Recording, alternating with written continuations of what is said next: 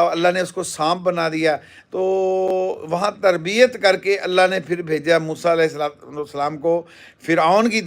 طرف، اس کی طرف جو بہت بڑا ظالم، جس کا آج تک ہم سب نام نیوا ہیں کہ مانتے ہیں، ساری دنیا کے انسان مانتے ہیں، جو کوئی بہت بڑا کوئی ظالم گزرا ہے تو وہ فرعون گزرا ہے۔ آج جو ظالم ہے وہ اس سے چھوٹے ظالم ہے، اس نے کوئی تقریباً کم و بیش 70,000 یا کئی ہزار بچوں کو قتل کروایا، یعنی شہید کر دیا، اس وجہ سے کہ اس کے نجومیہ نے خبر دی تھی کہ یہ بچہ پیدا ہوگا جو تیری سلطنت کو ختم کر دے گا۔ اللہ تو ہمارے اوپر بڑا رحم کرنے والا ہے، کریم ہے۔ یہ جو کہتے ہیں نا جی اور نعرے لگاتے ہیں نا، پتہ نہیں کیا کیا نعرے لگاتے ہیں، اور پتہ نہیں کس کس بتوں کو مانتے ہیں۔ اگر پانی ہی بند کر دینا ہمارا رزق ہمارا بند کر، ہمارے اوپر تو کوئی حال ایسے نہیں آئے۔ حالانکہ حضرت محمد صلی اللہ علیہ وسلم کے صحابہ پر بھی،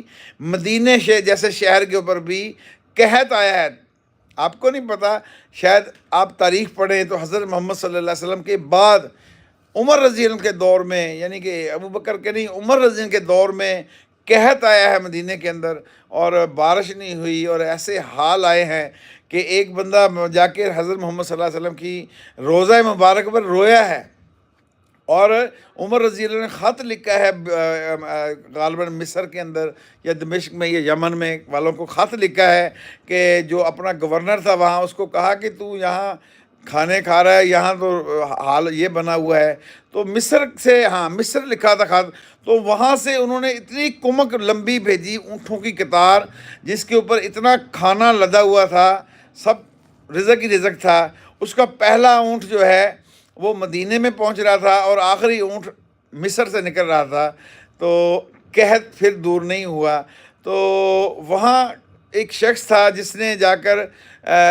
خانہ مسجد نبی کے سامنے جا کر وہ رویا، حضرت وہاں اس کی آنکھ لگی، حضور صلی اللہ علیہ وآلہ وسلم کی زیارت ہوئی، اور فرمایا کہ عمر کو میرا پیغام دینا، اور یہ بتا دینا میں تمہیں بڑا عقل مند سمجھتا تھا، اور تو نے یہ کیا اللہ سے نگاہ ہٹا کر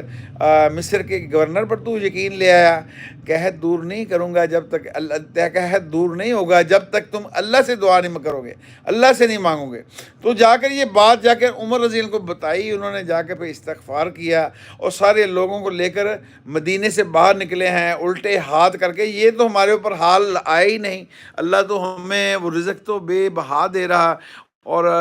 ہر حال میں ہمیں، مجھے اور آپ کو دے رہا۔ اگر ہمارا اس رزق ہی بند کر دینا تو پتہ چل جائے کون کس بت کو عبادت کرتا ہے، جیسے